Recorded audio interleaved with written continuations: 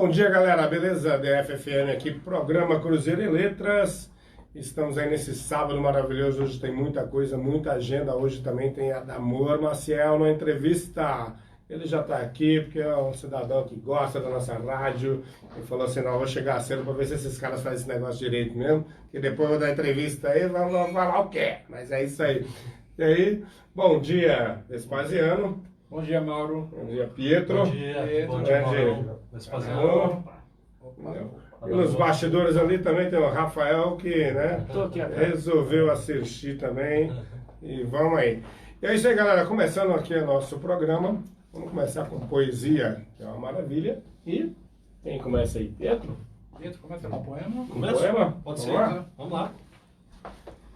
Bom dia a todos e a todas. Eu vou recitar um poema inédito em primeira mão para vocês. Salto quântico. Eu me sentia imperceptível, estrela de outra órbita. Tu parecias inatingível, enredo com outra história. Até que te encontrei pelos caminhos lá de dentro e desde então decolei, expandindo a cada momento. Foguete desbravando a dor, no micro e no macrocosmo, rompendo o estado anterior. Mente lúcida em luz transmutada, explosão de compaixão e sabedoria. Um novo mundo sucede a madrugada. Maravilha. Vespasiano? Moto Perpétuo 2. Faz parte de uma série de um tema Moto Perpétuo. Já é o segundo que eu tô nessa série. Cara, bacana isso. Rotina, é disso que precisas. Tua vida, tua existência. Necessitas tomar o leme, mas não querem, não deixam e pedem a ti por meio de forças desconhecidas. Nulificam o teu ser. Eles maleficamente destruíram teu viver.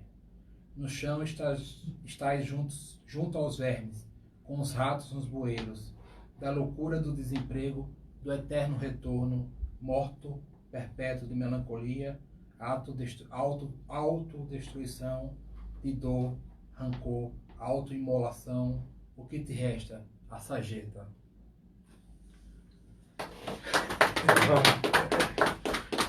Maravilha. Vamos lá. Grande Adamua. Bom dia, querido. Bom dia. Fragmentos. Amamos, acreditamos, os riscos assumimos. Também sofremos pelo que somos ou devíamos ser. Sorrimos, choramos, partimos, levamos ou deixamos infinitas saudades, eternas lembranças. Magia da vida, de certo, doçura do tempo, talvez, ou mágoas dolentes, incertas, pungentes, abundantes, perenes ou contingentes. Show. Pietro, mais uma? Vamos lá.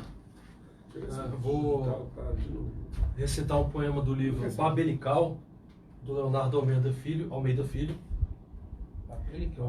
que é um paraibano radicado em Brasília, né? Transita em vários gêneros. Babelical, recomendo. O nome é Editora interessante. Patuá. Opa. Narcisos.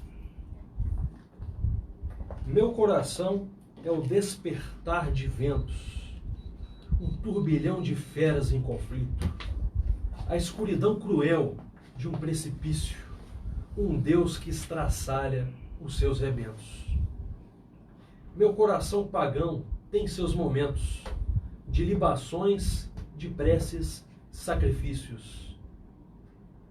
Meu coração que acalmas com teus beijos, em tua ausência é terra devastada. Às vezes, quando voltas, água calma, e quando partes, vagas, pesadelos.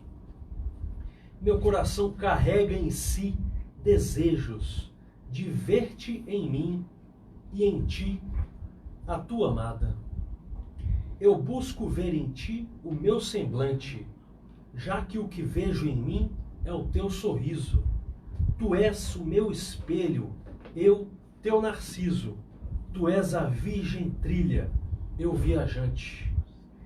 Eu busco ver em ti o meu sorriso, já que o que vejo em mim é o teu semblante.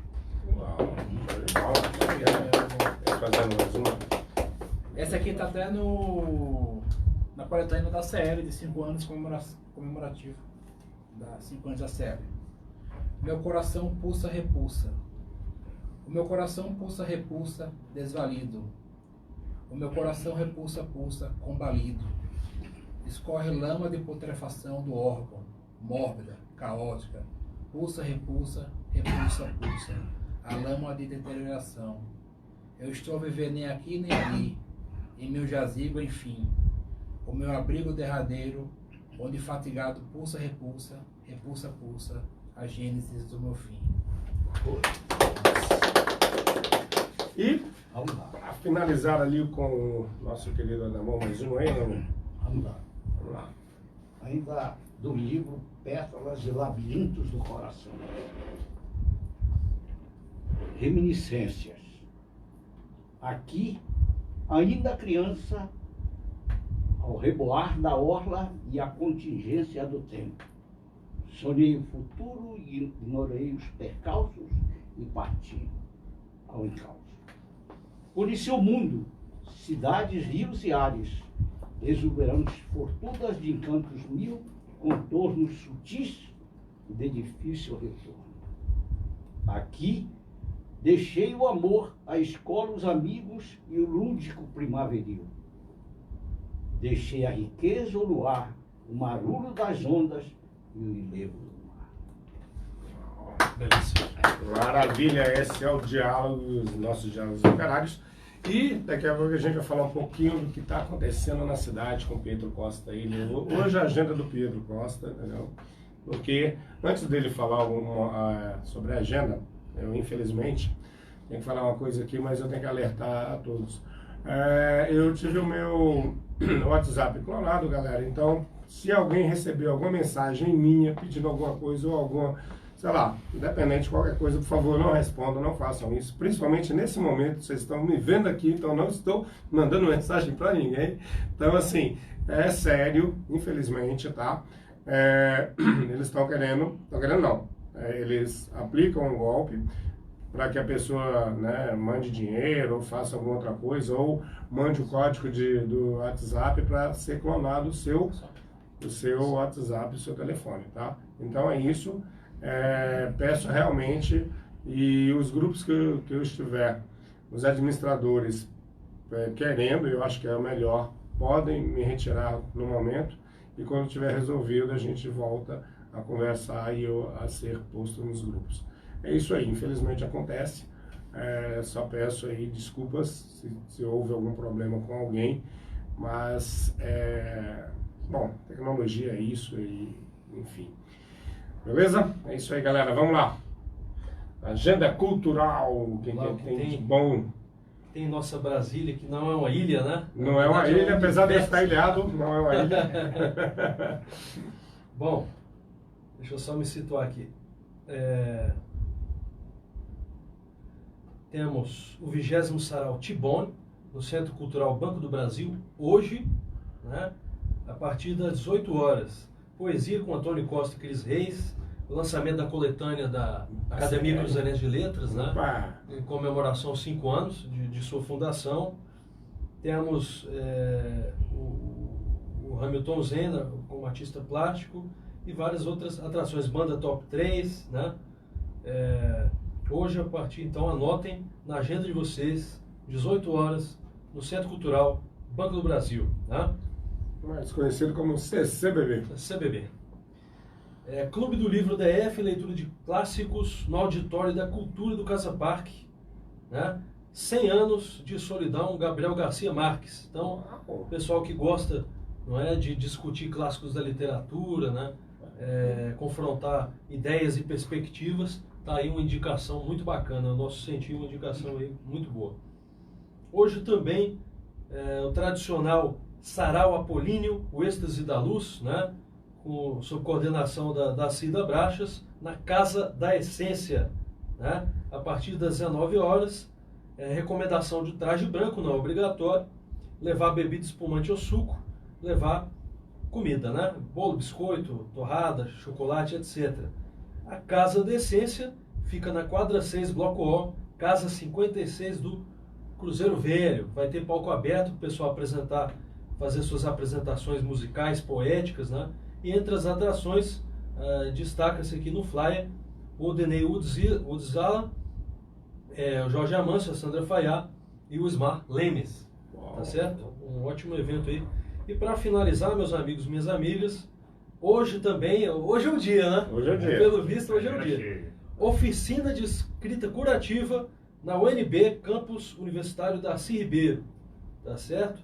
Das 9 às 17 horas. A escrita como ferramenta de cura e transformação. Só procurar na parte de eventos ali, pessoal, do Facebook, Oficina de Escrita Curativa. Por lá mesmo vocês podem solicitar os ingressos e ter mais informações. É o essencial, digamos assim. Tem muita coisa, mas a gente selecionou aí esses principais.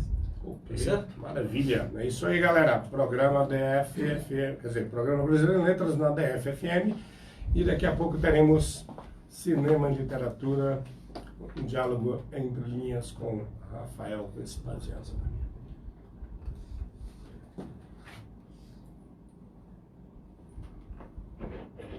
Pega meu livro ali. Isso. Alguém quer fazer? Já eu aceito. Só um pouquinho aqui. Se tiver como você avisa, tá bom?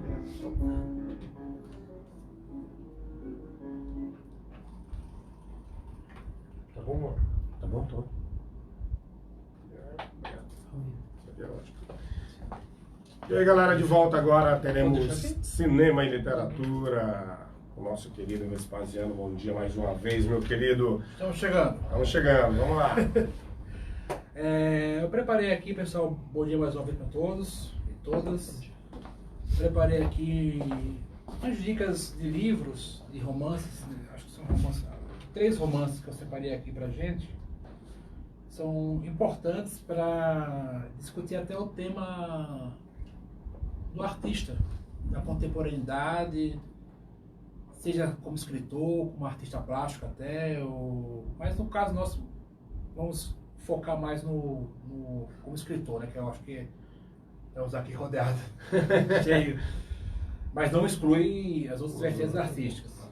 Mas vamos começar com o Amanuense Belmiro, um romance de 1937, de Ciro dos Anjos, que trata desse tema do escritor frustrado, né? Um tema que o Ciro dos Anjos, esse romancista do início do século XX, início do século XX, meados do século XX, ele trata desse romance memorialístico, que é narrado em primeira pessoa, e que ressalta por si só já o caráter mnemônico do romance, em que o narrador protagonista é Belmiro, o próprio título já denuncia, né? Um funcionário público frustrado que aos 38 anos de idade começa a refletir sobre sua vida, fazendo anotações em um diário que inicia. Belmiro começa então a escrever num diário o seu dia a dia, suas relações no trabalho, e percebe que não fez nada de relevante com 38 anos. E ele rememora a fase de sua infância, adolescência e mescla tais relatos com ocorrências de seu dia a dia. Belmiro é tão racional, mas tão racional, que a sua vida interior sobrepõe pela vida exterior. Ele quase não tem vida afetiva, amorosa, relações de amizade. Ele praticamente vive por trabalho e mais nada. É uma relação embrutecedora, na burocracia, relações de burocracia e que embrutece ele e emburrece o homem, Belmiro. E a sua vida exterior é esmagada dessa forma, estagnada e suas relações interpessoais quase nulas. Sua vida profissional não progride e também não existe, como eu falei, a vida amorosa. Belmiro, na verdade, tem anseios e desejos de ser escritor. Ele almeja ser escritor. Mas não toma atitude e coragem. Aquela questão, né? Tenho que me assumir escritor, tenho que me assumir poeta. Ele não toma essa coragem. Ele Só almeja. Vive o conflito mesmo. vive um conflito, ele está em conflito. É uma questão existencial dele. Pensa, mas não age. Exato. Não tem atitude. E como eu falei para vocês, meus caros ouvintes e espectadores, ele se protesta na burocracia, ou melhor, burocracia, como vocês chamaram, e o escritório. Suas qualidades literárias são tolhidas em um emprego que não significa nada para ele. Mas, porém, seu diário serve como uma espécie de romance. É como se fosse uma metalinguagem aqui, né? Ele tá, ao mesmo tempo que ele está escrevendo suas memórias ou seu diário de pessoal, né? Ele já está escrevendo esse romance, né? É um romance, é uma história dentro da história, é um romance dentro do romance. Tá aí a metalinguagem, né? Que o Ciro dos Anjos constrói em cima das anotações do diário de Amanuense Belmiro. Mas isso ele só guarda o seu escrito para ele mesmo, o que o frustra mais ainda. Porque o que não é... A literatura é quando você mostra ao outro. Tem isso, o discurso só se efetiva quando você se mostra para o outro. Senão não é discurso, na verdade. De alteridade, né? Isso é uma alteridade. Complementação do... E aí ele, não mostrando seu discurso, frustra-se. E assim ele acaba se nulificando mais ainda. O diário não é um romance ao pé da letra. Está mais para um diário pessoal, do seu dia a dia no escritório, no boteco, com os colegas, e sobre as suas parcas relações sentimentais. Mas o diário se torna um protótipo de romance, pois Belmiro tem qualidades literárias que poderiam ser aproveitadas e levadas a ser de fato um escritor. Porém, a sua acomodação no trabalho, que nós estávamos falando, é que ele se acomoda nessas relações burocráticas e torna o Belmiro um ser solitário, tolhido, esmagado pela massa burocrata, se torna um frustrado escrevente e copista, além de sua frustração como pessoa e como escritor, marcar e pontuar em sua vida. E que vida é essa? Eu vou ter um ponto de interrogação, porque aqui, ele, apesar de estar escrevendo uma obra, né, mas até que ponto ele vai socializar isso, né? Então ele acaba se frustrando de novo, né? Então tá aqui. Eu levantei algumas questões que tem nesse romance, até para fazer um link com os outros romances que eu vou mostrar. Que é a questão do testemunho do narrador protagonista. Temos a questão do testemunho, da sua frustração, do seu querer ser escritor, mas não conseguir. Tem a metalinguagem, que eu já ressaltei. Aí eu fiz um diálogo com Angústia, de Graciliano Ramos, de 1936, que até parecido das datas, né? 1936 e 1937, o Ciro dos Anjos, com Amanuense Belmiro. Só confirmar aqui.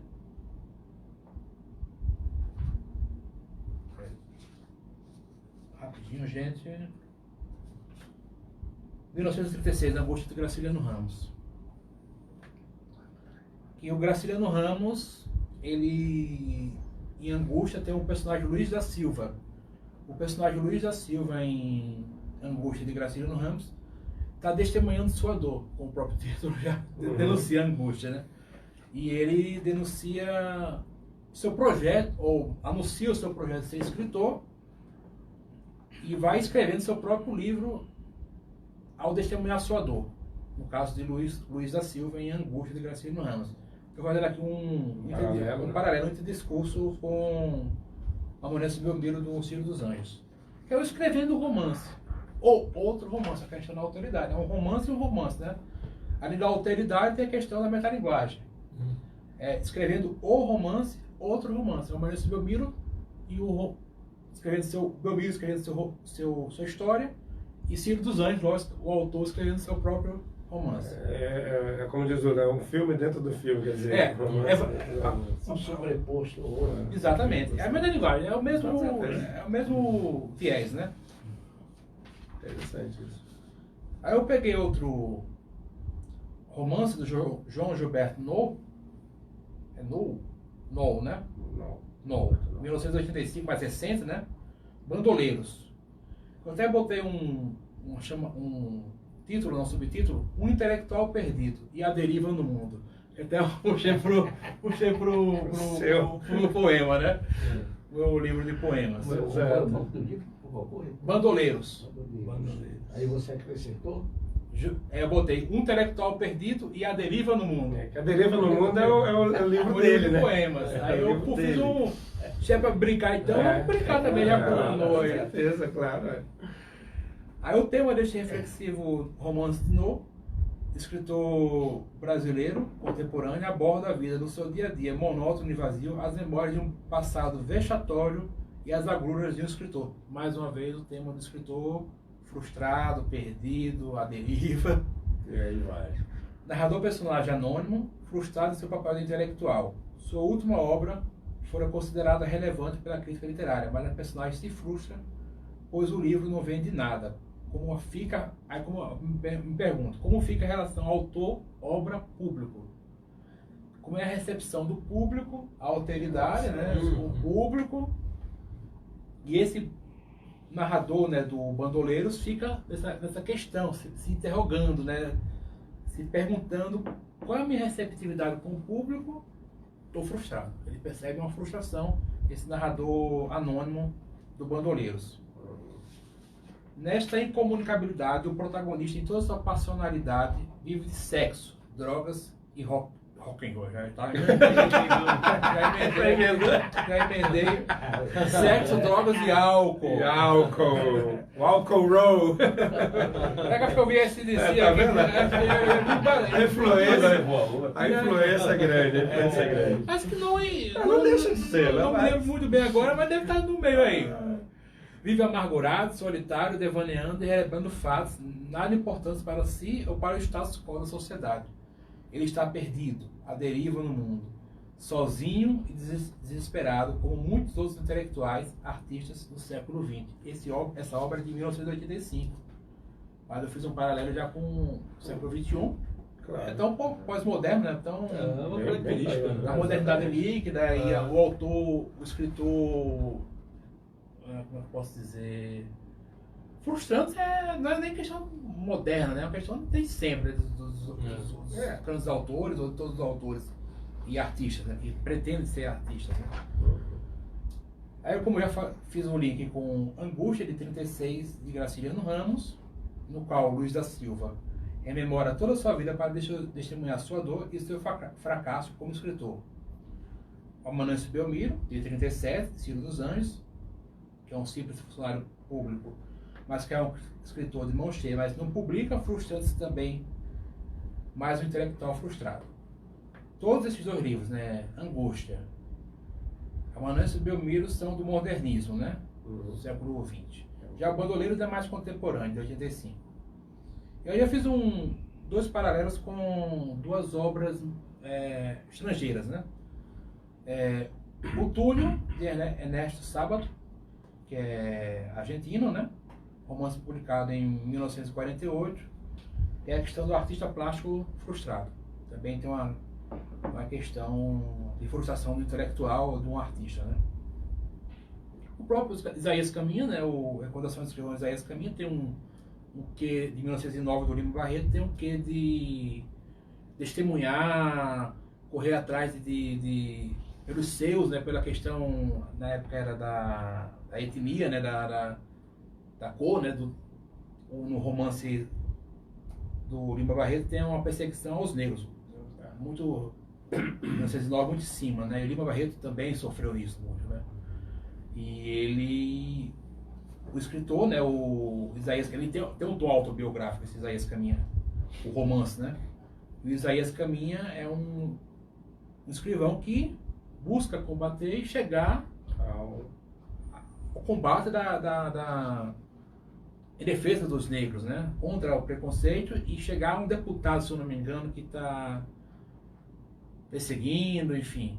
Tem essa questão também de testemunho e de o escritor também atuando de alguma forma em uma profissão paralela, né? Liberal, escrivão, e se fazendo escritor, né? Tem mais tempo, Mauro? Tem, pode. Então vamos mandar mais um aqui. Não, vamos lá. Suicídios exemplares. Henrique Villa-Matas, os suicídios reais ou irreais? Esse aqui não é um romance, são contos, 10 contos de Henrique Villa-Matas, que é espanhol, é uma coletânea de contos de 1991 e tem um quê de mistério, mas também bem existencialista, tem um quê mistério e existencialista. Ele vai dando o plot, né, vai dando a narrativa, mas tem um quê existencialista, não é só desvendar um simples mistério, não, ele tem uma questão muito existencialista, né? Que, como eu posso dizer, vamos dizer, são assassinados a si mesmo em meio à desconfiança dos leitores e dos próprios narradores em personagens da diegese.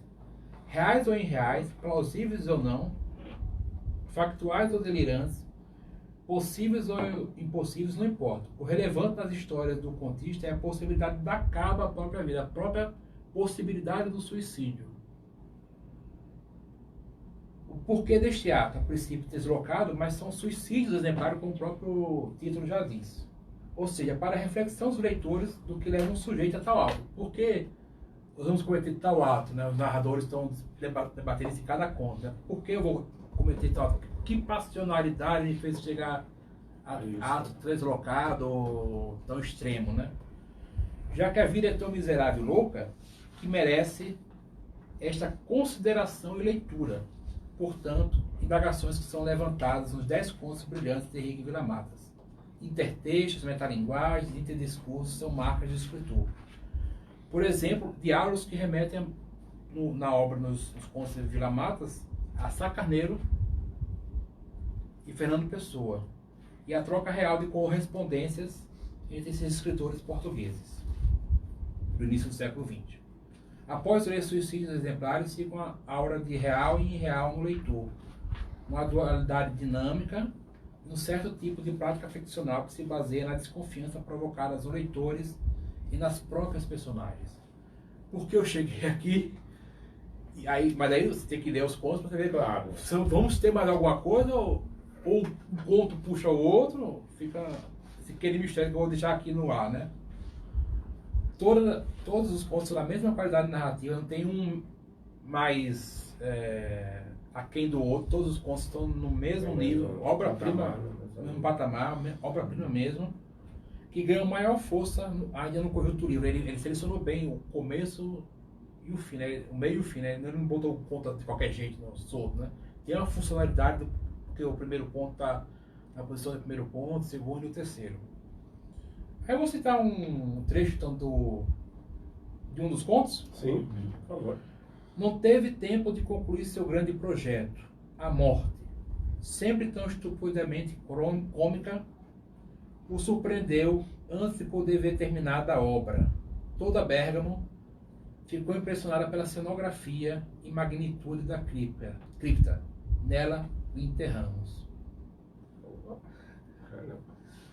E acaba que, né, assim, né, de certa forma, a gente fala do Setembro Amarelo, que é uma coisa bem, que você está falando, você trouxe aí um tema que hoje em dia está sendo bem discutido, né, apesar das pessoas terem uma certa questões de não se falar, o que é complicado, mas como, né, diz até, uma faca de dois gumes, porque você não fala, mas ao mesmo tempo a coisa acontece. E aí, como é que faz?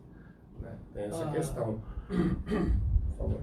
A vida moderna, ela por si, ela é angustiante, né? Uhum.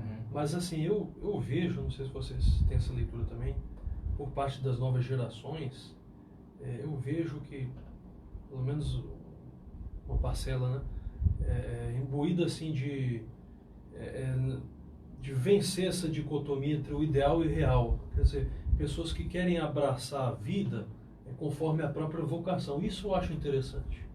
Porque quando há um abismo muito grande entre o que a gente quer realizar nesse mundo e o que a gente efetivamente faz, isso é um motivo para doenças psicológicas e tudo isso que caracteriza o mundo moderno. Né? Aquela questão do... Angústia, exatamente. Angústia mesmo. É aquela questão satisfação não preenchida torna o homem cada vez mais angustiado.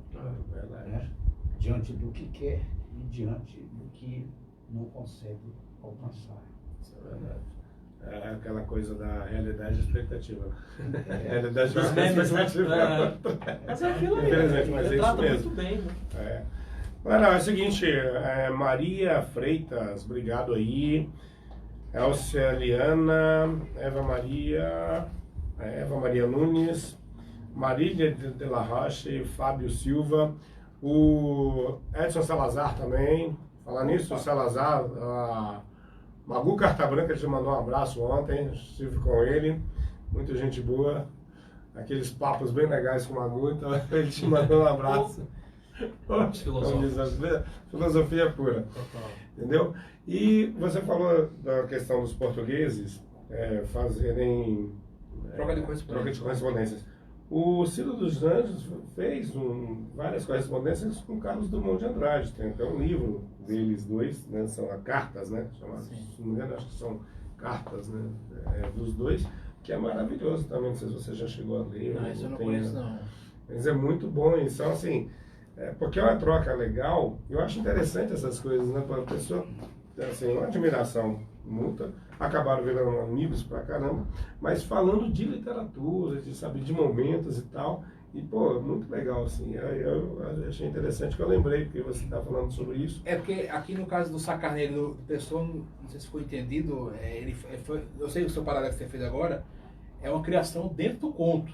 Ele pegou o Sá Carneiro e fez a pessoa botaram conversando uma correspondência dentro do conto do Vila Matas. Então é um outro interdiscurso, né? Ele pegou uma criação que eles trocavam cartas mesmo, e agora trocando cartas dentro do conto do Vila Matas. Isso me lembrou então essa questão, né, que nós tivemos daquele filme e o livro também, né? Quando Nietzsche Chorou. Sim. Que tem uma relação com ele e o Sigmund Freud, desculpa, com Freud. Que eles também têm, e eles não tinham, né?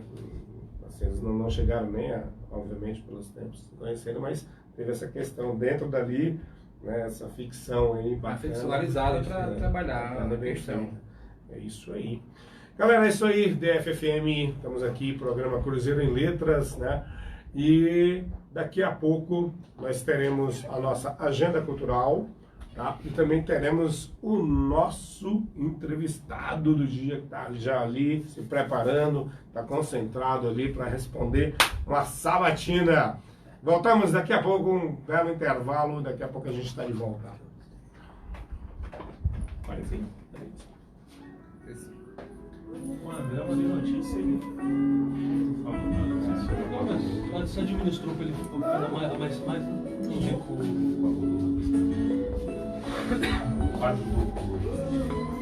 Fizeram uma vez por mim, o próprio André. Sim, Ele agora cobrir. legal. Eu vou sempre trazer coisa a mais. Sim, já tentei para isso. Sempre toca nas rádios e na televisão. Eu vou dar um vir pra cá, não é isso? Velha Uma hora vai ter isso, eu vou vir pra cá. sempre toca nas rádios e na televisão. Mesmo se através dos tempos recebemos a covardia dos donos do ouro que Cara com o Mauro Rocha. todos os dias. Isso é bem legal. Os empresários da fé estão brigando na televisão. Quem é que tira mais grana do bolso do irmão? Ser ou ter, ser ou ter, ser ou ter. Pariu. Você trouxe sal para levar os livros? Trouxe. Tá aqui na bolsa. Agora a margem, né?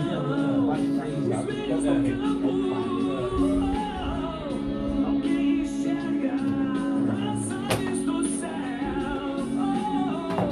O céu não é mais bonito que o metal e o papel. Lembrar de quando for. Casa de banho. Ficou ótimo. Artilheiros, né? Vou falar com o Carlos que eu tempo avançado para seguir esse modelo. Muito bom. Agora, Divulgar nossa cidade.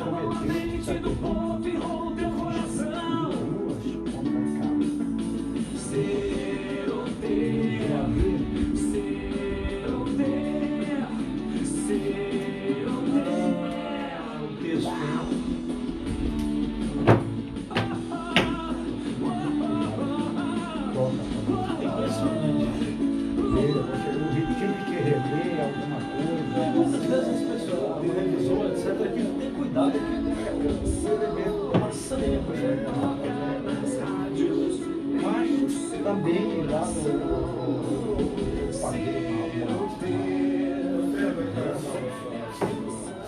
fazer ela é corretora do Itaparati. Fica lindo quando chove agora.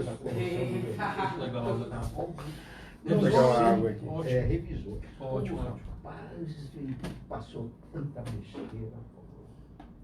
E ainda assim teve alguma. Não tem jeito não, cara. Acho que todo livro tem um errinho ou outro. O mais imperceptível. O meu teve uns 4, 5. Da coletânea teve. Da coletânea Vários teve, o editores. maluco ficou doido. O meu último texto, ele tá com o mesmo título de um texto do Valdemir. Era para ser enluarado e tá meu sorriso. No índice tá certo. E eu não sei como aconteceu, porque eu olhei lá, o Simão olhou do meu outro. Jamais eu compreendia, não sei como apareceu uma Jura?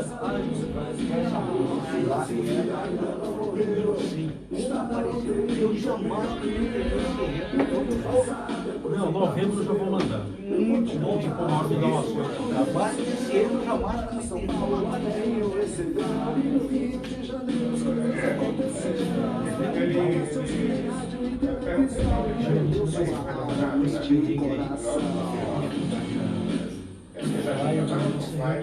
Já falei com ele, então de repente. Mas sabe que você faz isso? Você também tem a mãe? Combina com ele. Eu acho que eu também não perdi. Esse negócio de tira. Vai ser comunicação, não tem que mandar. Tu já tá na confirmativa na casa da Esther. Entra aqui do meu lado, homem. Paulo? Eu falei com o Paulo. Meu celular tá lá. As pautas? É a pauta da reunião. Do sarau, audiolivro e Sarau. o levantamento do que a gente fez no mês, né? A pauta. Pauta aqui. Esse rock Brasília morreu nos anos 90. 3 tópicos só. Ah, sim, os novos membros e tal. Fazer a avaliação do taberna e da posse dos Audiolivro, balanço do Sarau Taberna, posse dos novos membros e Sarau de Outubro. É isso, né? Deixa eu só anotar aqui, que eu tô falando. Quando você está sematizado, é fácil vai na reunião, vai disparar o pessoal.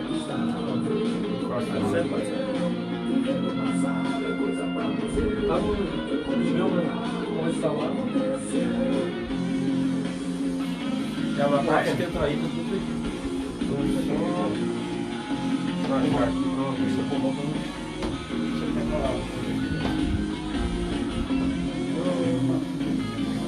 Diz aí de novo. Audiolivro. Audiolivro, balanço, Sarau Taberna, posse dos novos membros e Sarau de Outubro. Essa aí, a esquerda.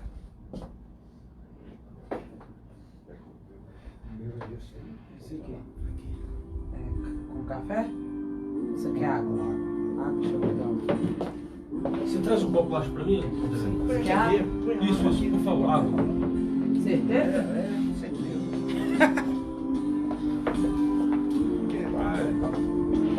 O cliente sempre tem razão.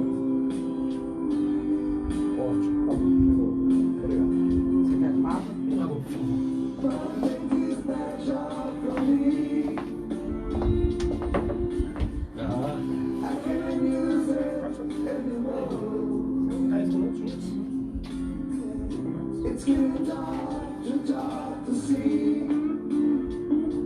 Essa cadeira tá boa pra você? Não? Ótimo. Quem que vai dar CL ali mesmo com 44 horas? Você tem de cabeça ou não? Dá CL? É. Acho que só anda pra você.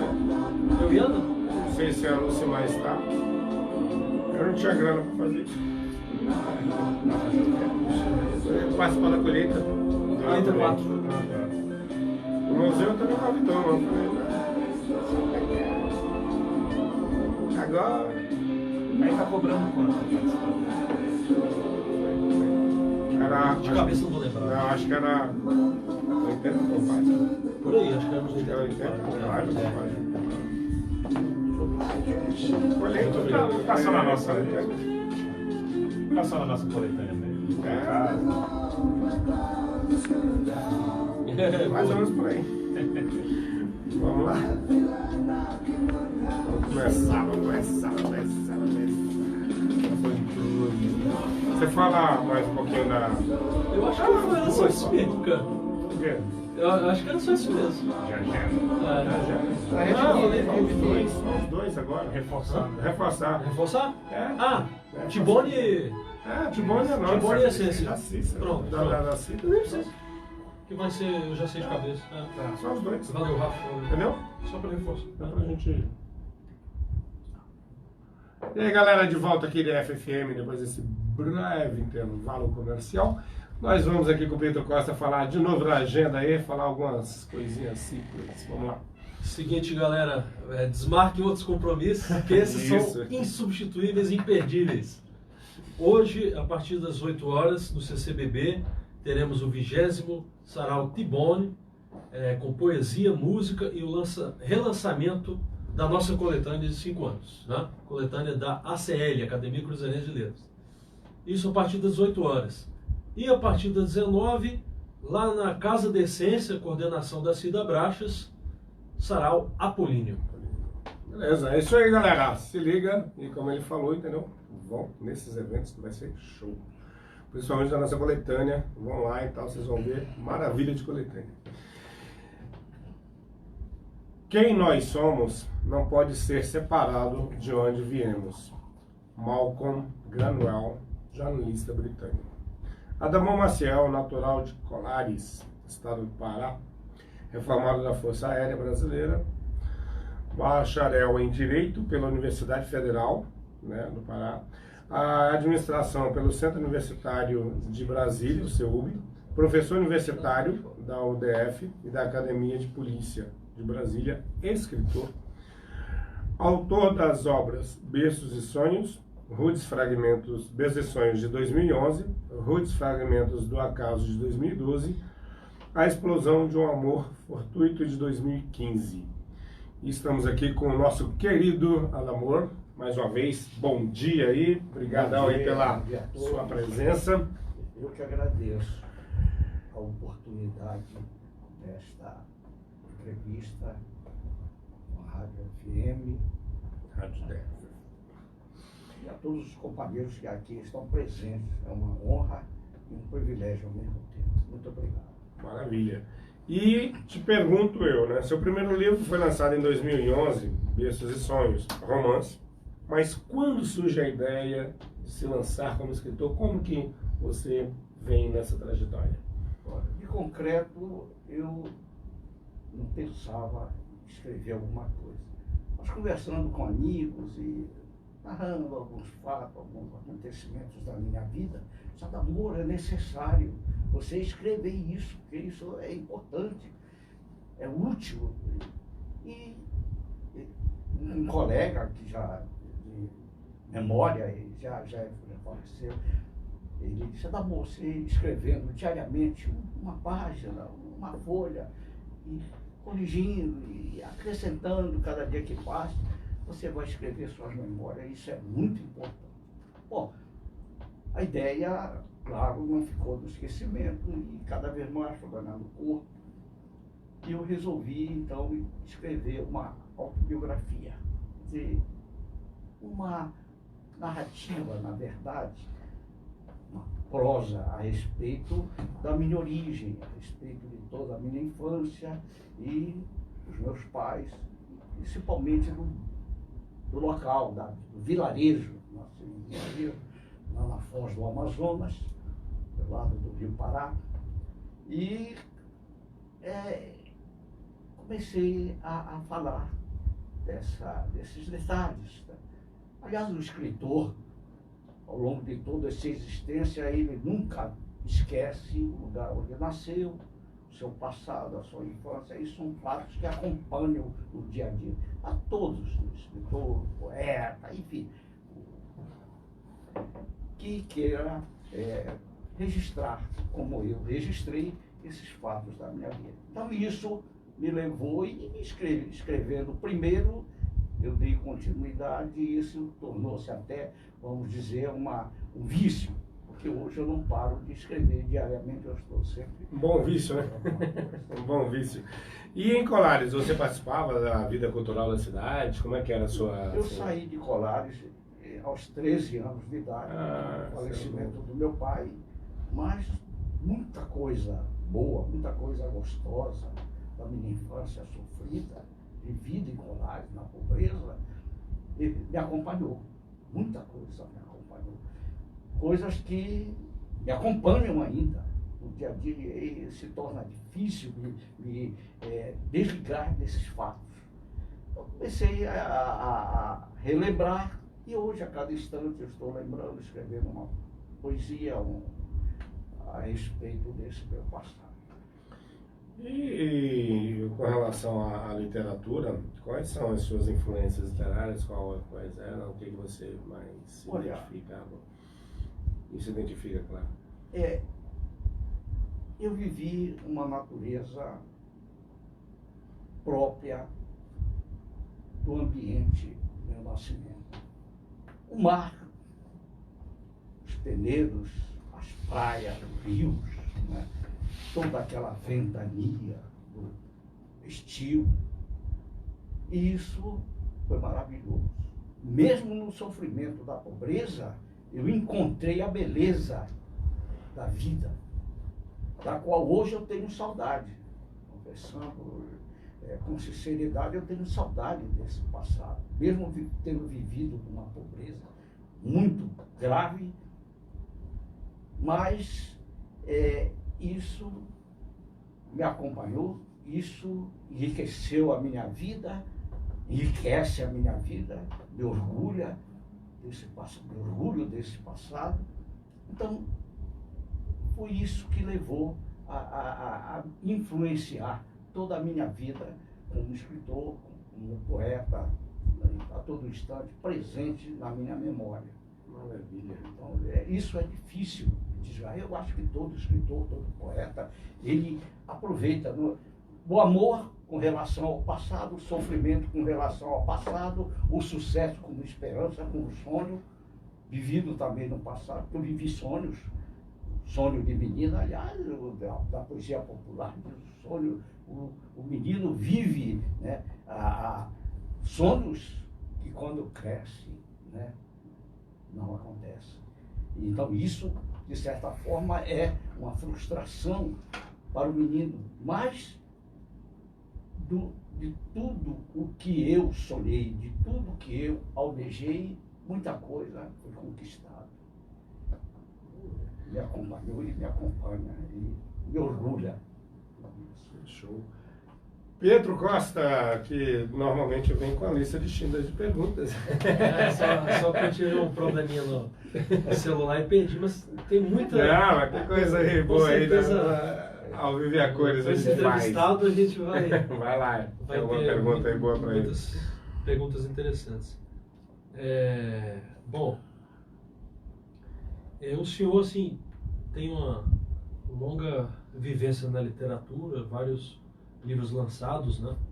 É uma honra recebê-lo aqui, ter esse convívio aqui também na rádio, né?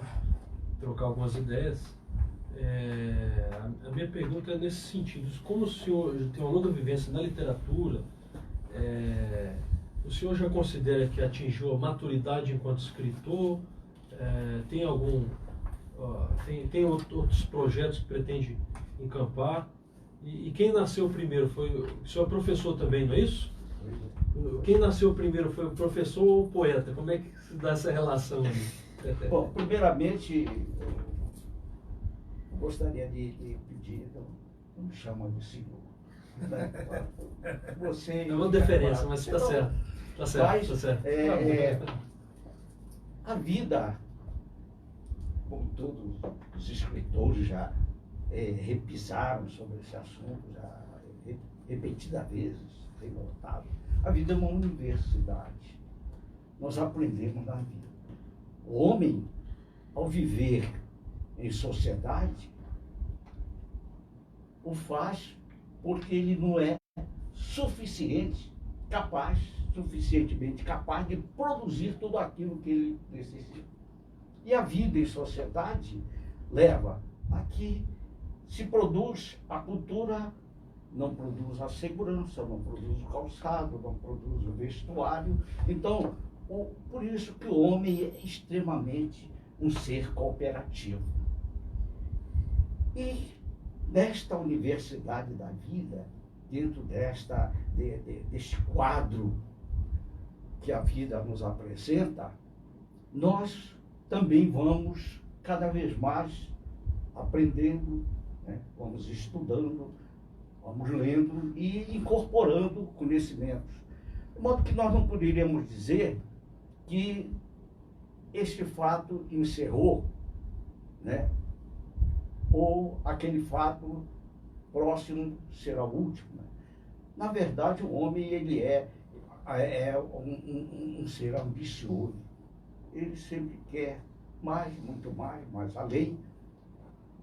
E em virtude da cooperação que eu falei, em virtude desta ambição humana, é que aparece o direito, e você sabe disso melhor do que eu, aparece o direito, a moral, a religião, para limitar, pôr limites, cercear a ambição, né? Não que a minha ambição seja assim, uma ambição temerosa, né? Vamos dizer, escrever mais. Eu não posso dizer que encerrei, não. Eu continuo escrevendo, diariamente eu estou escrevendo uma poesia, escrevendo e certamente voltarei a escrever. Não fiquei nos últimos livros, não vou ficar nos últimos livros que escrevi. Mas o que me serviu de inspiração foi exatamente a minha própria infância e até hoje. Meus livros, isso pode ser visto. Aliás, eu tenho lido escritores que revelam constantemente. O homem nunca esquece, jamais esquecerá, melhor dizendo, as suas origens. Então, por isso que o local do meu nascimento me serviu e me serve de inspiração. Naturalmente que muita coisa foi incorporada ao longo da vida, estudando, né? E lecionando, porque para lecionar, e o Rafael está aí para justificar o que eu estou falando, o professor sempre tem que estudar. E lecionando numa escola de nível superior, mesmo na academia de polícia, onde eu lecionei, estava sempre a ser questionado por alunos, até sobre assuntos fora da matéria que eu lecionava. Eu lecionei administração e, por sinal, formado em Direito, também bacharel em Administração, pós-graduado em Administração, eu lecionei Administração tanto na Academia de Polícia como na UDF. E era questionado por alunos até sobre assuntos fora da matéria de administração, direito, por exemplo, experiência de vida. Amor, você fala tanta coisa, aí você falou isso. Às vezes já nem me lembrava mais, porque quando o professor entra em sala de aula, não sei com o Rafael, sei comigo, né? Você também leciona, né? Lecionei. Então, na verdade, quando eu entrava em sala de aula, eu parece que era tomado de um espírito, sei lá, e eu ficava entusiasmado, ficava inspirado, vamos dizer assim. Aí, quando terminava a aula, você falou sobre isso, Adamor. Ficava aquele grupo de alunos em torno da... E aquilo me honrava bastante, aquele grupo de alunos. Você falou sobre isso, Adamor? Fala mais amor, nós vamos ficar no intervalo, fala sobre isso. Aí, perfeitamente, aí pensava devagar sobre isso, explicando o porquê. Então, você me perguntou o que veio primeiro, se foi o escritor ou o professor, se não me engano. Exatamente. Então, o escritor apareceu depois. Eu já lecionava e tudo mais, e influenciado por um amigo que eu citei há pouco. Esse amigo já é falecido, de saudosa memória, mas esse amigo, eu confesso, ele impressionou bastante. Ela, você falou sobre isso, escreve isso, escreve, que isso é importante e tudo mais. E isso aí, então, o professor apareceu porque eu tinha um entusiasmo pela sala de aula. Naturalmente, eu fui inspirado em professores que eu tive, maravilhosos, e eu comecei a lecionar em nível médio e tudo mais, no CIMAN, no IPM, que até faliu já, aqui em Brasília, tem um outro aí, né? No IPM, por exemplo, era Instituto Preparatório Metropolitano. E eu comecei em nível médio. Em certa ocasião, nem sabia que ele era professor universitário, um coronel da aeronáutica chegou lá na minha sala, eu ainda estava no serviço ativo. Marcel, eu vim aqui, era o meu nome de guerra. Marcel, eu vim aqui para conversar com você. Eu soube que você leciona aí. Quais são os colégios que você leciona? Eu leciono no colégio tal. Você não se importaria se eu fosse assistir uma aula? Seu coronel, seria uma honra. Coronel engenheiro. E eu vou explicar o porquê para você. Eu estou entrando de licença especial, eu sou filho de alemão e minha esposa é filha de italiano, então nós dominamos o italiano, dominamos o alemão, e eu vou entrar em licença especial, eu vou embora para a Europa. E queria deixar um companheiro sério, um companheiro de responsabilidade, ocupando a minha vaga na faculdade, na UDF. Né? Senhora coronel, eu nunca lecionei em nível superior. Eu leciono em nível médio uma coisa. Mas vou assistir a sua aula. Passaram uns dias, quando chego lá, está aquele senhor loiro, careca, olhos azuis. Estava lá na primeira, cumprimentei, lecionei, dei a minha aula, tudo. Quando terminou, ele foi me cumprimentando, amor, você não é para estar lecionando aqui, você é para ir para a UDF. E você vai lecionar na UDF, vou levar você. Saí, eu estava numa aula no CIMAN, era um barracão ali no Cruzeiro da Dobrada, e ele estava lá, aquele barracão. Aí, olha, é uma responsabilidade muito grande, em nível superior, é difícil. Não, você é formado em Direito, formado em Administração, eu só sou engenheiro. Não, eu só tenho outro preparo. Não, eu assisti a tua aula. E aí, eu terminei indo a princípio, assistindo algumas aulas com ele, como ouvinte, e repentinamente ele disse, olha, agora amanhã começam as tuas aulas. Está aqui tuas pautas. Assim, tipo na lata. Você vê na barragem. Desse item eu vinha me preparando, claro, né? E primeiro dia de aula, muito bem. Segundo, aí eu comecei a me debruçar noite e dia a estudar. Para dominar a matéria, ou pelo menos ter um conhecimento suficiente diante de qualquer questionamento em sala de aula, para não decepcionar. E nisso eu fiquei 20 e tantos anos na UDF. Saí porque meus filhos casaram todos, 8 filhos, eu tenho 8 filhos, todos casados, agora só tenho 7, a filha foi embora, né, para com Deus. E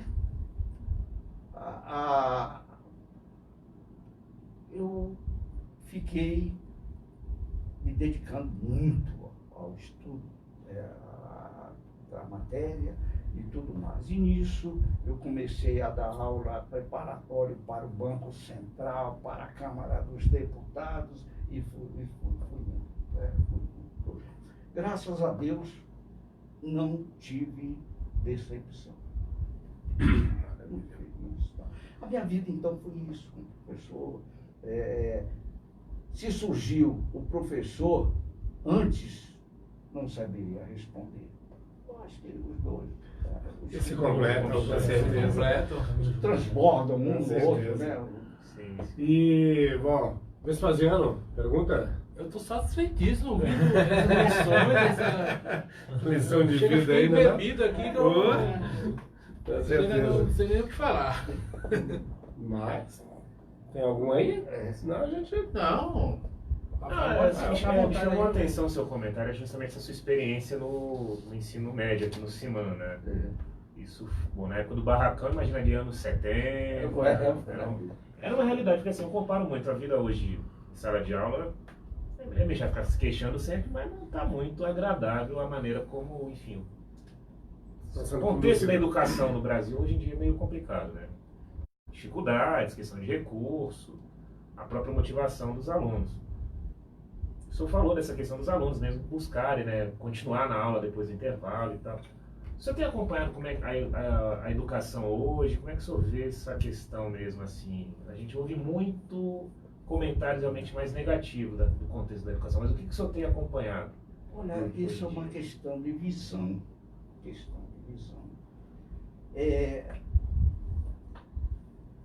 O que eu penso é que o modo de ver as coisas no ângulo político desagrada a uns, agrada a outros, né?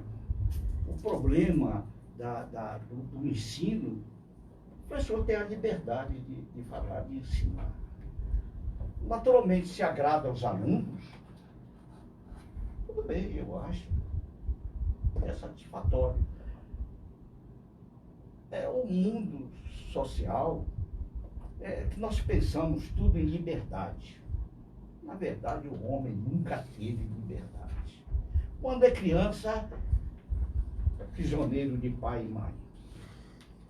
Fica jovem, é prisioneiro das necessidades econômicas. Tem que trabalhar e estudar. Ainda na mocidade, ele se torna prisioneiro do Estado. Não tem a sua liberdade plena. Nós sabemos disso. A lei, portanto, o direito, né? O direito, a lei é o fundamento do direito, né? O princípio fundamental do direito, a lei, pelo menos para nós brasileiros, né? E então, essa liberdade, o homem não tem plenamente. Casa, passa a ser prisioneiro da mulher. Ou do esposo. Não vamos criar celeumas. Da mulher esposa. Estou meditada da mulher. Os dois. É porque nós falamos de esposa, mas na verdade a mulher, o homem casa, constrói um lar, quer dizer, porque na verdade assume uma pessoa como sua própria mulher. E ela assume o homem como marido. Da moça, antes de você completar, na verdade é o seguinte, entendeu?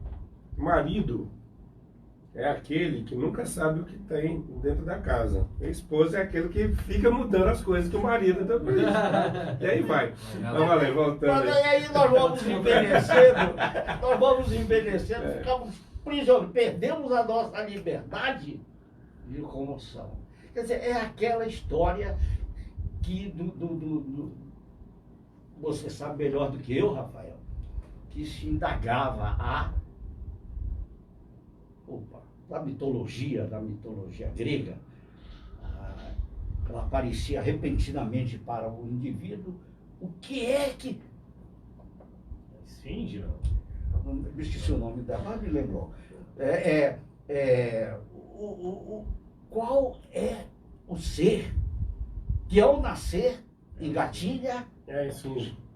esfinge, É esfinge. Decifra-me. na juventude Decifra-me, fica erecta e na velhice torna a andar engatilhado. Quer dizer, então o homem segue esse ditame, segue essa regra, segue essa situação. Na velhice ele fica preso, né? Ele perde a sua liberdade, ele começa a perder a memória, já enfraquece, os membros também. Então, nunca, o homem nunca tem, eu imagino, nunca terá liberdade plena. Não há liberdade plena.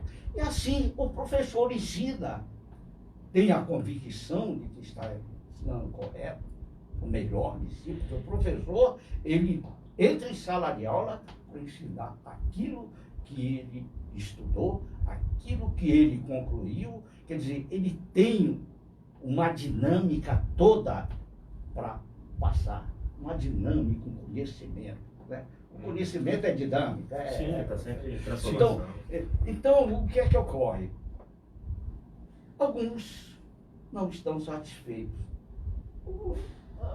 Eu não vejo, eu acho que o professor, que ele tenha a convicção de que está correto naquilo que ensina, plenamente, eu acho satisfatório. Se não agrada ou desagrada a outros, não se pode comentar. Mas, atualmente, muito se fala, eu leio, acompanho no jornal, o meu pensamento é sempre de apoio ao professor. Professor que entra em sala de aula com a convicção, com o propósito de ensinar o melhor de si para os seus alunos. Se ele o faz, É verdade. agora, na vida nós nunca agradamos a todos. É por isso que eu disse, não há uma liberdade plena. O homem é sempre preso à liberdade, à lei, às normas, né? A moral, o direito, a moral, a religião. A religião, se você fizer isso, você peca. É errado. Você vai ganhar o inferno ou vai ganhar o céu. O castigo. A moral, não, você vive em sociedade. O seu procedimento é esse, você não tem a liberdade, né? Vigiar e punir. Entendeu? E o direito estabeleceu. Onde começa o teu direito, termina o meu. Onde termina o meu, começa o teu. Então é essa a realidade. Sem palavras aí, em termos, vamos dizer, coloquiais, né? Nós estamos colocando, né? Sem ter visto. Tá vendo? Eu acabei de dizer que o homem não tem liberdade. Alguém escutou? Eu não sei se respondeu. Um grande abraço aqui para Edna Sequeira. Edna, obrigado aí pela audiência. Tá todos, né? DFFM aqui, programa Cruzeiro Letras. Estamos com Adamor Maciel nessa entrevista maravilhosa. Aí, continuando aqui, esse ano você lança esses dois livros aqui, que é o Pétalas, né? Pétalas e Labirintos do Coração, e também o Labaredas de Sonhos. A minha pergunta é o seguinte, o que fez você de repente lançar dois livros, né, simultaneamente, ao mesmo tempo, e isso quebra um pouco. Normalmente a gente lança um livro, depois outro, né? E vai nessa sequência, você, de certa forma, quebra um pouco isso. E os dois livros totalmente diferentes, um de poemas, né? E o outro é um romance e tudo mais. Como é que... Por que a ideia de repente lançar dois livros? Qual foi essa... A ideia era um livro só. Começando pela parte de contos, né, romanceados, e depois as poesias. Acontece que eu verifiquei que ia ficar o livro volumoso, Uhum. Não posso separar só poesia e tudo mais. Então, destaquei e resolvi publicar. Tanto é que no livro de poesia, eu faço um conto aqui para justificar as poesias. Os que leem vão verificar que, por exemplo, é um casal de filhos, de casa, um casal também de moças lá, também eram gêmeos, rapazes, moças, e se destacam os rapazes ricos, as moças preparadas, e então resolvem, mesmo diante de toda aquela suntuosidade, aquela grandeza proporcionada pela riqueza, mas elas não estavam satisfeitas. Os casais, os dois casais não estavam satisfeitos. Algo para preencher. É a insatisfação humana que eu falei. O homem nunca está satisfeito com aquilo que é. Ele sempre quer mais, muito mais, mais. Então resolveram escrever. Um se tornou romancista, outro poeta, para justificar o livro Pétalas e Labirintos, e o outro parte de... Aí a curiosidade, quem é o romancista, quem é o poeta? Quem é quem aí? Eu acho que todos nós trazemos na nossa formação, na nossa inspiração, vamos dizer, sempre um pouco de poesia. Sempre um pouco de poesia. O homem canta o sucesso, canta a tristeza, canta os desencantos, né? Aliás, o companheiro aí falou do Ciro dos Anjos? E a esse respeito. É isso. O Ciro dos Anjos, se não me engano, ele se dedicava muito a esse aspecto dos desencantos, da tristeza. E assim, o homem é triste, é alegre, é a incerteza humana. Né? Mas a felicidade acompanha a todos nós, é claro. Não existe. O homem canta o amor na poesia, canta o desamor, né? Canta os ganhos, canta as perdas. É esse caminhar da vida para todos nós, escritores. Nós caminhamos e quando caminhamos pensamos. E pensamos, agimos. E ao agirmos, produzimos. Produzimos, né, o engrandecimento da cultura. Para o escritor. Essa grande bagagem cultural que o homem, ao caminhar, age e ao agir, faz, produz. Né? Poesia, contos, romances, enfim. E tudo isso, repito, é que vai constituindo, vai somando toda a bagagem cultural da humanidade. Não sei se respondi. Respondeu, com certeza respondeu. Pietro, tem algum aí? Vamos lá, tem. Você. Bom, Você. Essa foi boa. Em Adamo, você fez menção a algumas instâncias de controle social, né, de regulação da conduta humana, né? O direito, a moral, a religião, que têm o seu papel, são importantes, né, na medida de colocar limites, né, no exercício da liberdade, né? Da liberdade humana, sob pena da gente resvalar na barbárie de aquela máxima do Thomas Hobbes, né? Homo homini lupus, o homem é o lobo do homem, de virar realmente um estado de barbárie, de guerra, em que cada um quer fazer preponderar a sua vontade, o seu capricho individual. Aí eu queria saber de você, queria saber de você então,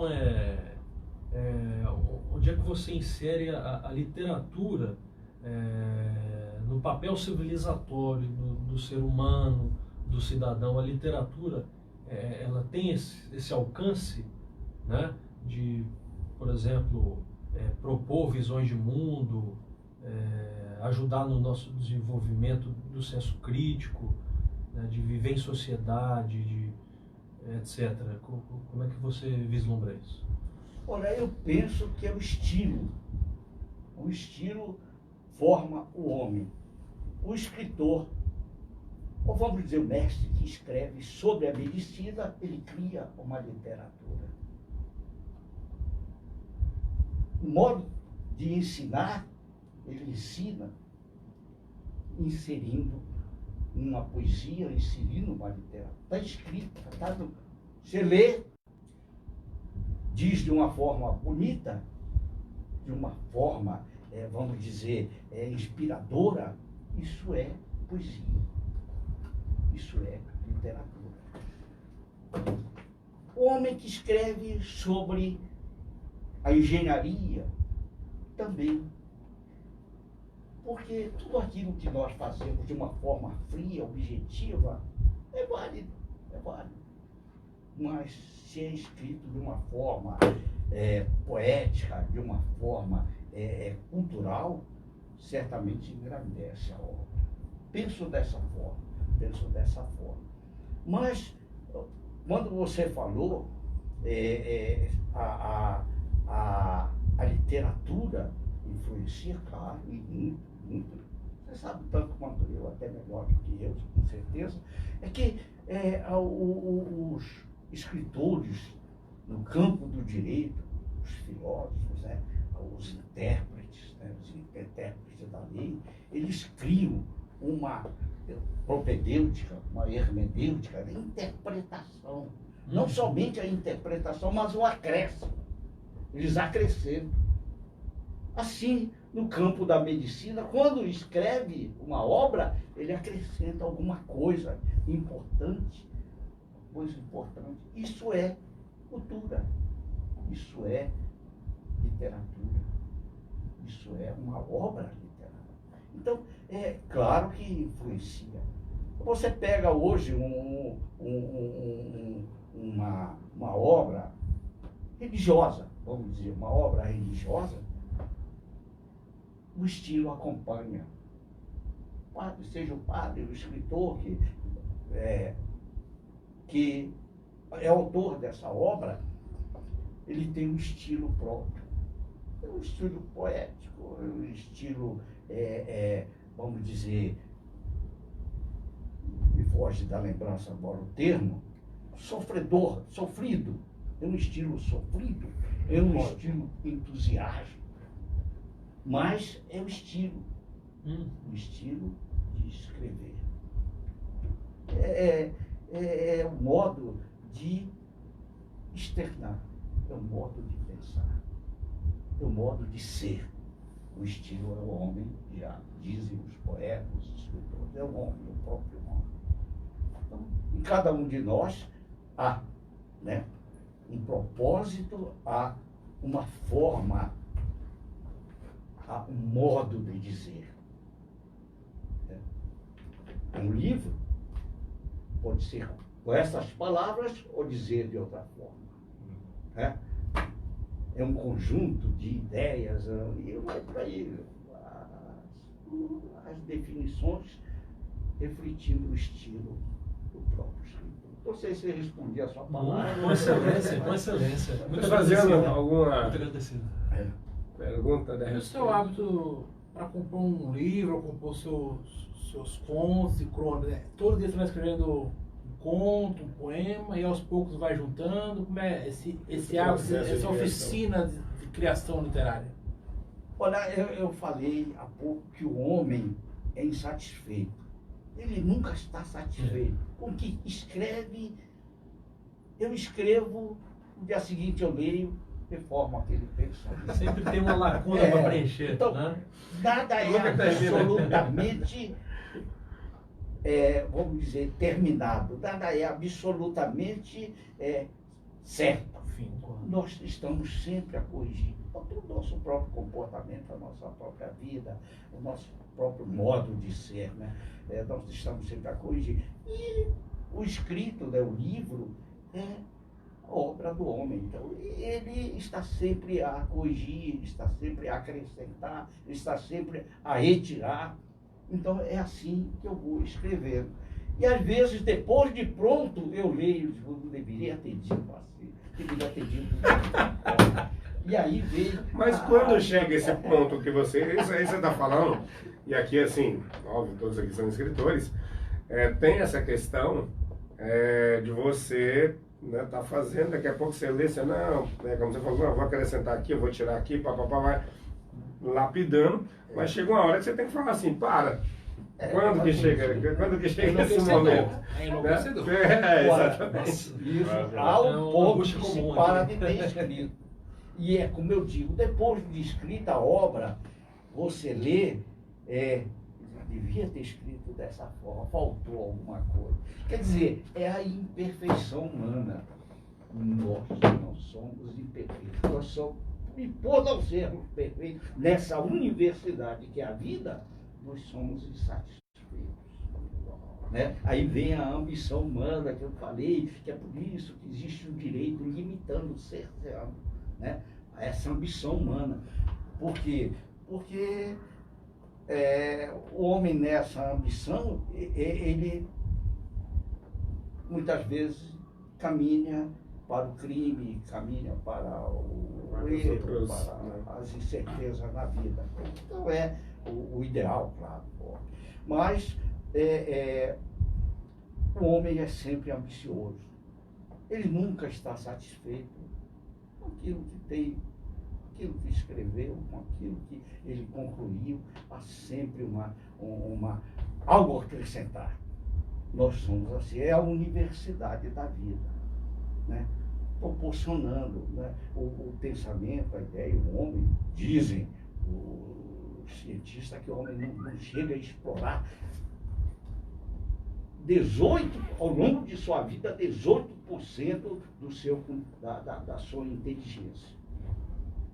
Então, vocês imaginam se o homem conseguisse explorar tudo isso, né? Seria uma beleza, né? É muito louco também.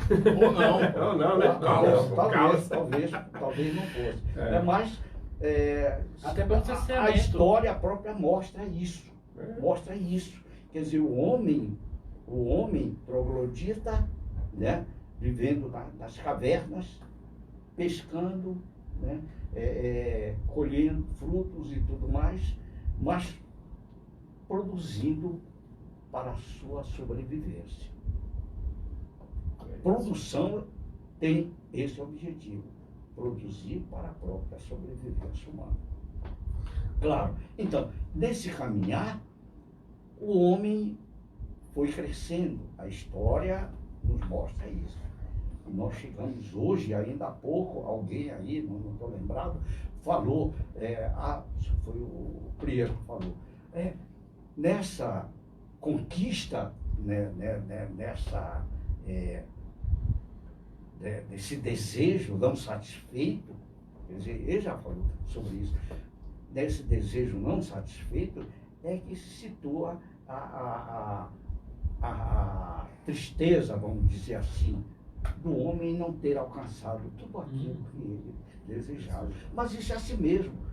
A ciência vai criando, ela vai criando e ao criar, ela provoca a insatisfação.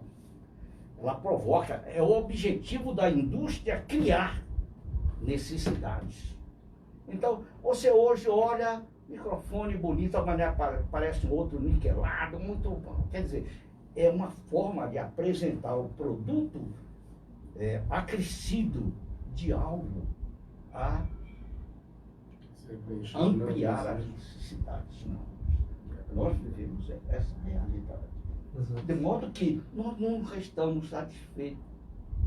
Repito, diante de tudo aquilo. Hoje aparece uma caneca, né, bonito, amanhã aparece uma outra. Quer dizer, é a própria inteligência humana que vai criando.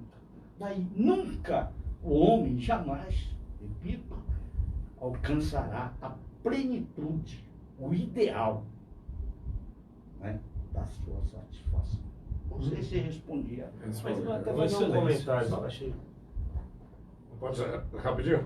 rapidinho. É porque é o seguinte, galera, DFFM, Programa Cruzeiro em Letras, João Batista de Medeiros, grande imortal aí, parabéns, ilustres imortais que estão aqui. Salve, João Batista. de Medeiros. E estamos Um aí. grande abraço. Estamos também aqui com a presença da Luciana. Muito obrigado aí pela sua audiência também. A galera que está ali também, né, nesse nosso auditório maravilhoso ali atrás. Galera, show de bola. E para todos, Rafael, por favor. Então, comentando essa sua fala, achei muito interessante, porque essa insatisfação que a gente tem me remete um pouco até essa onda do consumismo que a gente tem, né? Falou de, lança uma coisa, um celular, por exemplo, né? Você gasta aí, uma nota então. pra comprar um celular, que é grande e tal, passa um ano, sai um outro com um detalhe a mais, uma Tudo câmera a descartável, mais, né? E as Tudo coisas justamente, não, descartável. há uma certa... As coisas se tornam muito descartáveis e a gente não tem. A gente está falando de objetos. necessidade. Mas será que é uma necessidade essas minúcias que vão colocando, principalmente nos produtos, né? De você estar sempre buscando um algo a mais e aquilo ali de repente te atende e aí você acaba criando não uma necessidade, mas um impulso para ter algo que se você não tivesse criado, você também não precisaria. Né? Não há um certo exagero nessa criatividade voltada muito mais para o consumo. Essa do que insatisfação, né, de não ter No as coisas. aspecto comercial, eu acredito que não, porque o objetivo do comércio é exatamente vender. É a troca, aproveitando exatamente da condição humana de não produzir tudo aquilo que necessita. Se eu produzo minha cultura, estudando e tudo mais, eu não produzo meu calçado, eu não produzo minha roupa, então é esse estado de cooperação que existe. E dentro dessa cooperação, a indústria, ela cria as necessidades, sempre inovando. É o objetivo do mundo industrial, é a inovação. O que significa inovação? Criar sempre mecanismos que provoquem essa angústia, vamos dizer assim, a necessidade dessa angústia, esse querer, essa ambição. Então, existem aqueles que olham, esta minha caneta é muito bonita, faz questão e tudo mais. Eu me lembro que o primeiro celular que saiu, tinha esse tamanho assim. Tijolão. Hoje é um pequeno. Então, é isso. Com tanta coisa pra usar, né? O objetivo é criar, comercial é criar essa ambição humana, se não queremos usar, né? O termo necessidade. E o cara compra, a pessoa compra, as pessoas compram porque sentem necessidade. Quer dizer, aquilo que possuía já não mais satisfaz a sua ambição, o seu desejo. Mas eu acho que o que o Rafael comentou, pelo menos eu vejo dessa forma, é a questão de você, por exemplo, ter o produto, mas mal você utiliza ele, você já está querendo um outro produto. Então, assim, esse espaço, ou seja, acaba virando um exagero, né? Enfim, esses problemas.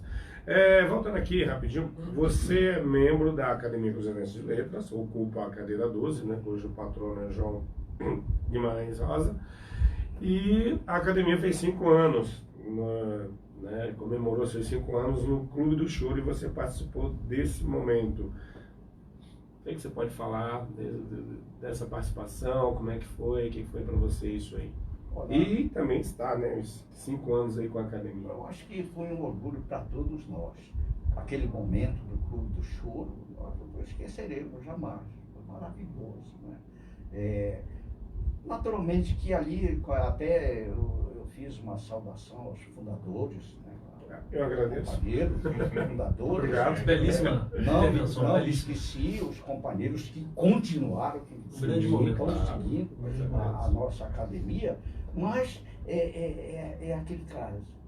Saí dali, puxa, não falei tudo aqui. Satisfação de novo. Os seres a perfeição é ser perfeito. Mas Inatingível, né? ficou na lembrança, certamente. Foi maravilhoso aquele momento, aquele acontecimento. E nós agradecemos, inclusive, a você, Mauro, que muito antes anunciou, olha, eu tenho algo Capacidade visionária, né? para dizer a vocês. Não queria dizer, mas já vou dizer. É o Clube do Choro para o sarau dos nossos aniversários. E isso aconteceu para a satisfação de todos nós, para a alegria e felicidade de todos nós. E sobre a academia? Assim, como é que você entrou na academia? Como é que foi essa sua chegada? Eu não sei, mas eu sou uma pessoa ambiciosa. Eu acho que nós já deveríamos formar algo. Inclusive, certa ocasião, conversando com ele, eu tenho a ambição de nós formamos algo para comprarmos uma casa, sei lá, e tudo mais. Eu sonho alto para montarmos a nossa sede, né? Para termos a nossa sede própria. Sou ambicioso nesse sentido. Mas, naturalmente, nos meus 88 anos, isso já é ilusório. Mas a vocês que são jovens, eu consigo a pensar em algo nesse sentido. Na verdade, a gente pensa alto nesse sentido. O pensamento existe, não é de hoje, mas claro que aos poucos a gente vai construindo também. Para uns, para outros, nem todos têm condições de contribuírem com X mais 1, X mais 2, mas o mínimo que se cria um fundo de reserva pensando na sede própria da academia. Não, mas isso está na pauta da academia, você pode ter certeza. Maravilha. Vespasiano, pergunta. Satisfeito. Pedro, vamos lá.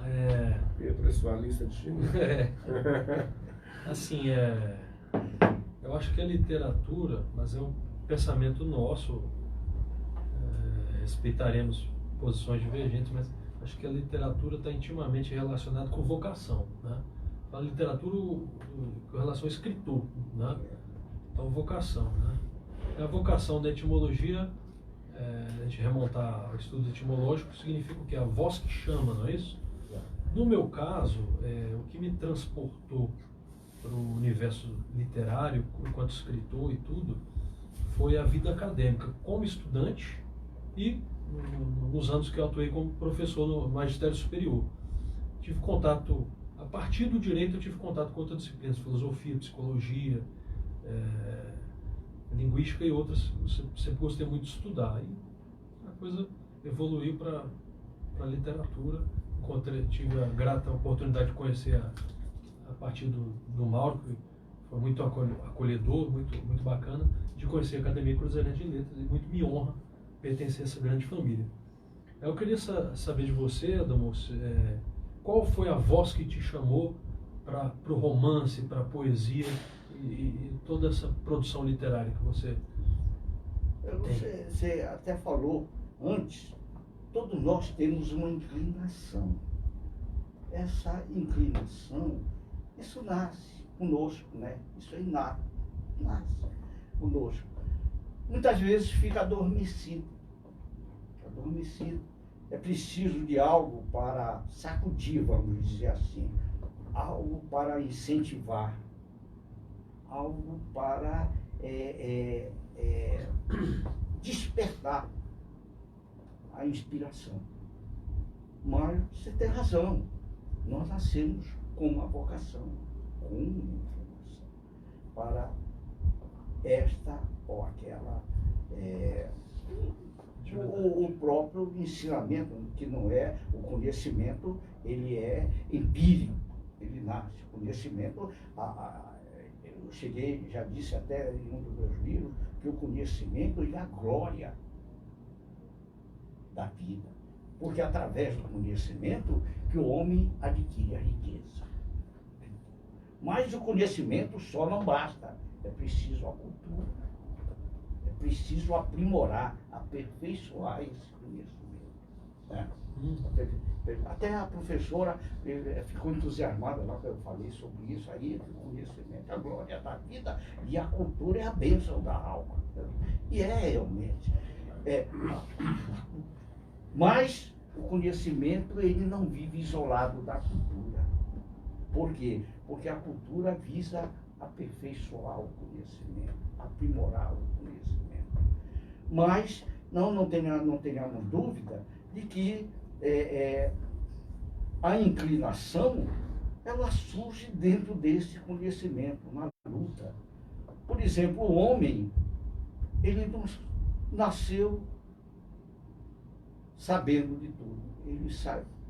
O conhecimento levou, ou ele foi guiado pelo conhecimento a lutar pela própria sobrevivência. Então, pescar, caçar, essa coisa tudo, que eu disse que é inato, né? É empírico, claro, o homem nasce. Mas ele vai aperfeiçoando, criando regras, criando normas para o exercício desse conhecimento. A cultura, claro,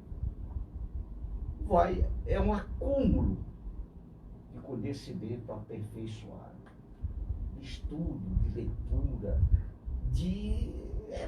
nós adquirimos na Universidade da Vida, repito, e, claro, há uma vocação. Se eu não tenho vocação para ser carpinteiro, não adianta tentar, não vou aprender mesmo. Não adianta querer ser pedreiro se eu não tenho vocação para isso. Há necessidade de uma inclinação para uma determinada profissão. E, claro, à medida que você exerce esta ou aquela profissão, você,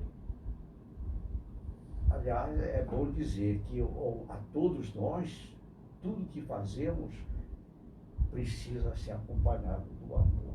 Aliás, o amor é fundamental. Porque aquilo que fazemos com amor, fazemos melhor. Certamente, tudo aquilo que fizermos com gosto, com amor, será feito de uma forma melhor. E assim é a cultura, assim é a escrita. Você vai, desperta, naturalmente levado por uma influência, e vai aprimorando, e vai fazendo, pode até não satisfazer a este ou aquele leitor mais exigente, mas é aquilo que você fez. Se fez com amor, fez o melhor. Eu penso dessa forma, não sei. Com certeza. Com certeza. Galera do FFM, programa Cruzeiro e Letras, daqui a pouco estamos quase no final, mas não chore, porque nós temos a pergunta do Rafael ainda. Você joga os filmes. Mas voltando à questão da produção literária, no caso, o senhor acabou de lançar esses 2 livros, né? Está bem recente. Já foram... Quantos livros o senhor já publicou? São 5 livros. 5 livros com esses agora. Mas assim, acho que há uma certa conexão entre os livros produzidos, ou são coisas mais assim, são produções mais daquele momento, ou algum tipo de interligação entre eles? A memória é um gancho que liga os 5 livros? O seu trabalho como memorialista tem memória em tudo? Tem. Podemos dizer que tem. Se você ler, por exemplo, aqui no meu livro, Pétalas, só tem, por exemplo, lembrança. Abriu e cheio. Ali, o doce amanhecer era a poesia. A brisa matinal, a essência, a pureza. O pôr do sol, somente êxtase e espanto. A maré, a preamar, a sedutora enchente. E do quadro, a inspiração, o encanto. Quer dizer, é uma memória da minha vida, do meu torrão natal, daquele quadro amazônico, que eu falei no início, as praias, o mar. Eu chego a dizer, ora silente, ora encrespado, sempre a caminhar. Quer dizer, é a inspiração. As origens, né? Tem a sua. Então, sempre Nesse ali quadro sendo- das minhas origens. Né? O homem nunca esquece as origens. Sim. Tá? Eu gosto muito dessa expressão que o senhor usa sempre, né? Torrão Natal. Acho muito legal. Acho muito Torrão bacana. Natal, é legal. Gosto mesmo. É isso aí. Mas eu tenho dessa minha vida muitas lembranças, muitas lembranças. Né? Eu perdi praticamente meu pai aos 11 anos, porque meu pai adoeceu e ficou num leito de dor, sofrendo, e aos 11 anos eu comecei a sustentar a casa. Como? Pescando. Enfrentando o mar bravio, isso eu falo no meu livro, enfrentar o mar a alta hora da noite, madrugada. Se ali eu naufragasse, morreria, ninguém saberia. Numa canoa pequena, que lá chamam montaria, naquela região lá, montaria a remo, canoa remo, pequena, muito pequena. Não fazia por alegria, por satisfação, eu fazia por necessidade. Mas isso criava a alegria, porque nem todas as noites eram escuras, nem todas as noites eram de tempestades, nem todas as noites eram de mar, terror. Havia também o luar, a lua sendo refletida no mar, aquelas caldo de fragmento de prata. Então aquilo eu ficava olhando, ficava fascinado. Ou mesmo na madrugada, na fria madrugada, nascer do sol, aquele purpúreo do sol rasgando, né, a madrugada. Olhar do poeta. Não tinha como não ser poeta esse cara, velho. Fala sério. Né? Então, e tudo isso ficou no meu sangue, vamos dizer, ficou na minha memória, foi para o meu sangue. Então, hoje, a cada instante, a cada passo que eu dou, há sempre um relembrar de detalhes, pequenos detalhes do passado. Então, era gostoso, de certa forma, dentro do sacrifício, dentro do sofrimento e principalmente daquele perigo que eu enfrentei, que eu enfrentava em determinado instante. Aos 11 anos de vida, fui levado a sustentar a minha casa. Então, graças a Deus, tudo isso me serviu como inspiração. Eu abri aqui, está na memória, né? O café matinal, por exemplo. É ditoso recordar sempre. Todos à mesa ainda lembram do café matinal com leite e o bolo de aipim ao coco, ou a saborosa tapioquina. Delícia, delícia, delícia, isso é uma delícia. Criança degustava tudo e sempre a querer mais. Prazerosamente, resumo, a deliciar ficava e como de saudoso amanhecer. Maravilha, maravilha, maravilha. Galera, é o seguinte, estamos chegando no final do nosso programa. Não chore mais do que eu, mas tem aquela pergunta clássica do nosso programa, que é o seguinte: quem é Adamor Maciel? Olha, Adamor Maciel, apesar da idade, os 88 anos, é aquele homem que carrega a alegria com um misto de sofrimento, mas sofrimento com perdas.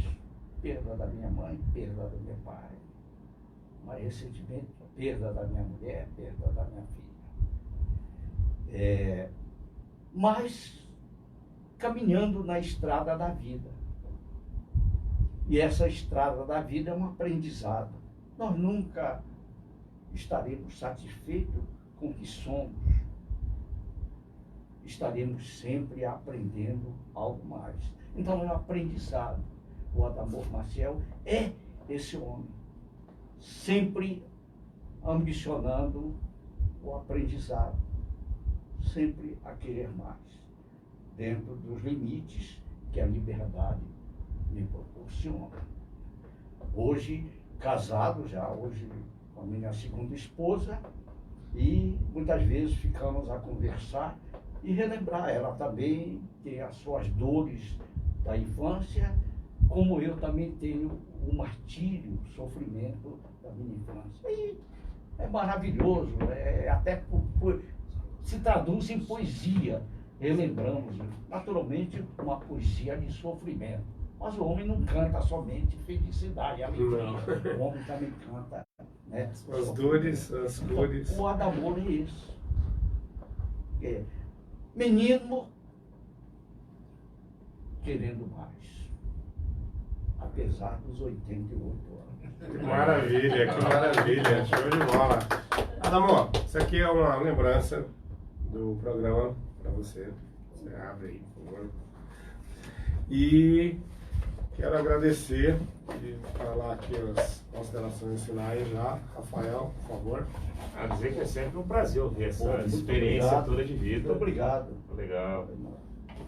Compartilhar aí essa experiência toda conosco, com os nossos ouvintes também. Obrigado aí pelas experiências. Eu é que agradeço a felicidade que tive de estar hoje, neste sábado, neste luar do Cerrado, né? O sol nos proporciona, e a todos eu desejo o êxito cada vez mais crescente deste programa, o qual hoje Estamos aqui, né, parceiro? Muito obrigado, repito.